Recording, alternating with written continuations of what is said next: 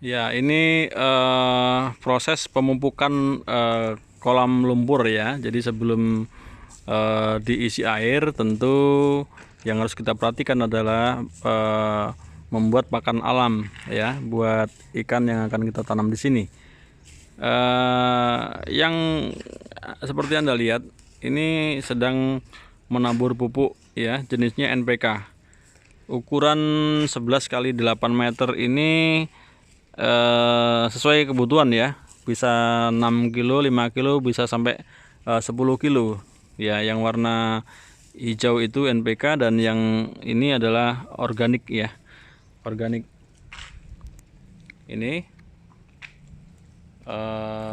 pupuknya ya, satu kolam mungkin bisa 3 kantong ya, 3 sak ya. Berarti kalau 2 kolam kita harus siapkan 6 sak ya, 6 kantong, ukuran 50 kg ya. Setelah dipupuk ya, kemudian diisi air, nanti kemudian kita diamkan kurang lebih 4 sampai 1 minggu, baru kemudian diisi ikan ya.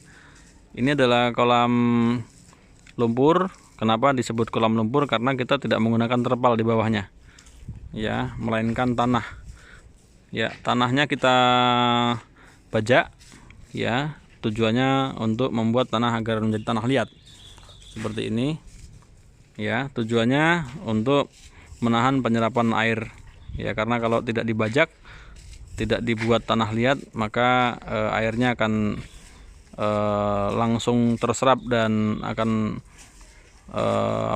boros air ya, dan ini tidak baik untuk pertumbuhan ikan juga. Seperti yang Anda lihat ini, kalau Anda buat kolam, Anda cukup sediakan tanah kosong, kemudian Anda bisa digali, bisa diekskavator tergantung luasannya.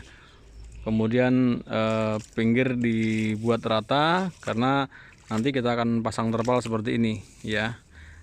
Dan di bawah ini kita gali 20 cm untuk menahan ya, untuk menahan terpal sehingga air tidak naik melalui samping dan bocor ya. Ini terpal ini tujuannya agar air tidak menyerap ke samping. Kalau yang bawah sudah kita tahan pakai lumpur. Dan setelah terpal, maka kita akan pasang plastik seperti ini ya, dan bawah permukaan plastik, pinggir plastik akan kita lem ya, supaya tidak naik plastiknya ya. Oke, jadi setelah nanti ditutup terpal, kemudian dipasang plastik hitam ini, maka selanjutnya tinggal isi air. Nah, tujuan dari plastik hitam ini untuk menahan terpal dari sengatan panasnya matahari, sehingga tidak mudah hancur terpalnya. Ini pupuk alam organik ya. Ini yang punya ini Mas Diko ya, yang punya kolam Mas Diko, yang punya warung makan prasmanan Diko Jaya di Jalan Halmahera 145, Kelurahan Kelampok, Kecamatan Sanganan Wetan, Kota Blitar. Nah, sementara kolamnya ini berada di daerah atau Desa Jatinom, Kecamatan Kanigoro, Kabupaten Blitar ya.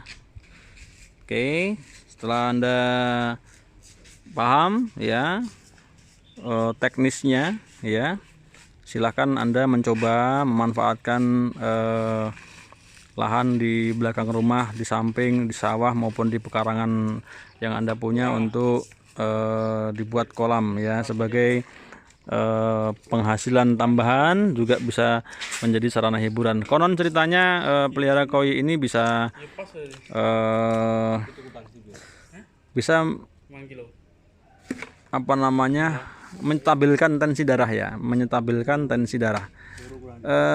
Saya sendiri merasakan ketika kita lihat koi yang begitu bagus ya motifnya, kemudian airnya bening dan jumlahnya yang banyak, ternyata psikologi kita terbawa ketenangan ya, tenang ya, santai, sehingga hormon di otak kita keluar, dan itu ternyata bisa menurunkan tensi darah kita ya, terutama bagi Anda yang menderita tekanan darah tinggi ya, stroke gitu ya, yang sering pusing-pusing ya, Anda bisa berhibur ya, bermain dengan koi-koi yang Anda punya.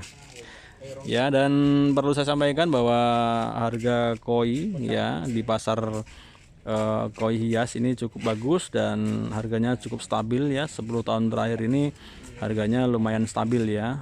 Tidak ada perubahan yang signifikan di pasaran ya.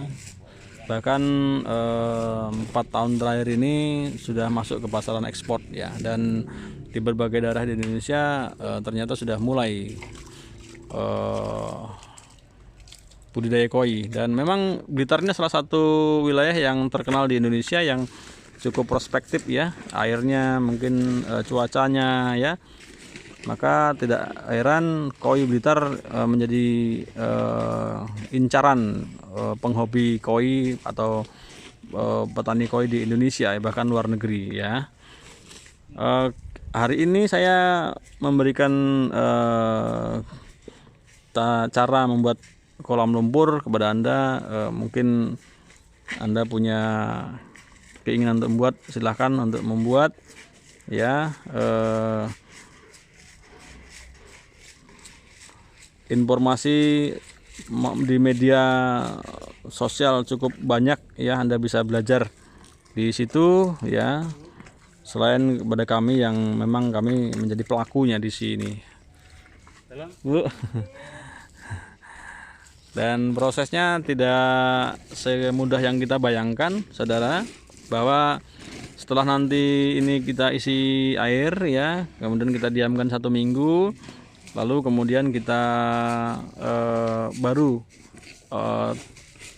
tebarkan ikan. Itu pun hati-hati, jangan langsung ikan yang Anda akan tanam atau bibit yang akan Anda tanam di sini langsung di tebarkan atau dimasukkan ya. Anda perlu uji coba dengan ikan-ikan yang mungkin tidak ada nilainya atau tidak ada harganya ya. Anda masukkan kolam dulu ya 3 sampai 1 minggu. Kalau memang ikan yang Anda tabur tadi hidup dengan sehat, maka airnya atau kolam ini dinyatakan siap untuk ditanam dengan bibit yang Anda persiapkan tadi. Tetapi kalau memang ternyata nanti ikan-ikan yang Anda uji coba tadi mati, perlu dianalisa ada apa, apakah airnya, apakah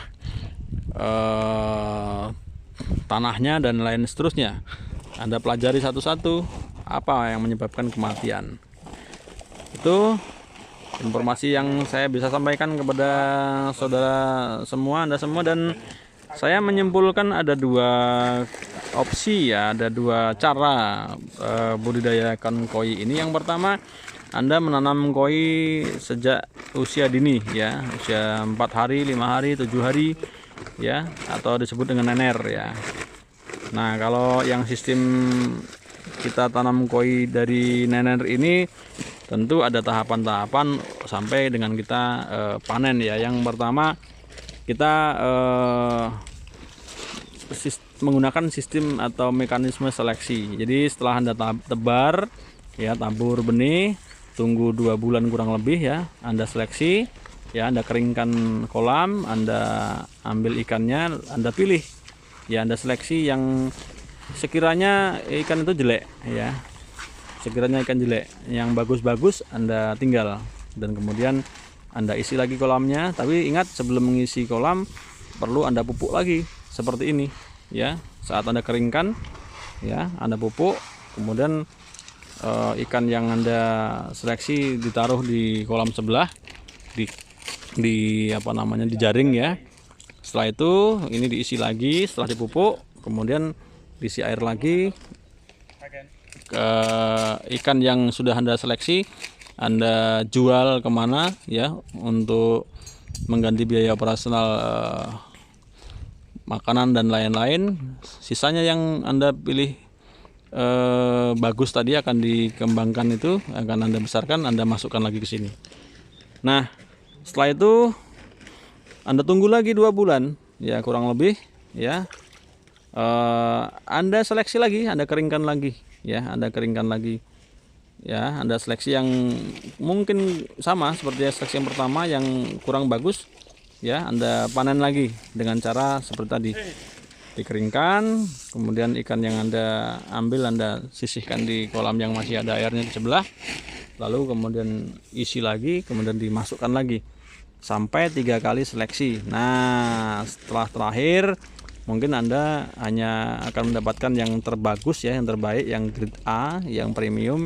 Itu mungkin kalau yang pertama saat nener mungkin ada 5.000 atau 2.000 per kolam, mungkin pada seleksi yang ketiga tinggal 500 atau 200 saja. Nah, 200 inilah Anda besarkan sampai dewasa atau sampai besar, ya, bisa ukuran 40, 50, 60 dan seterusnya, karena semakin besar dia semakin mahal, ya.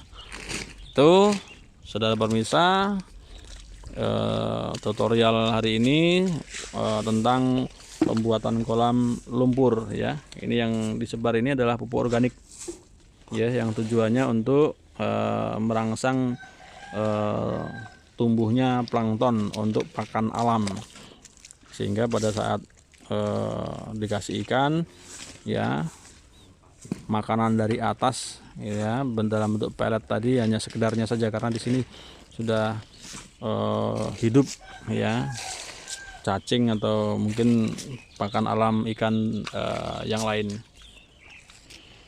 Oke, sementara gitu pemirsa, sampai ketemu lagi dengan Diva Channel, ya. Ini Mas Wahyu, ini ahlinya koi, ya. Ini desainer, ya. Ini desainer kolam koi. Jadi Anda yang ingin buat kolam koi silahkan menghubungi Mas Wahyu, ya. Ini alamatnya Sawahan Kelampok, Kota Blitar.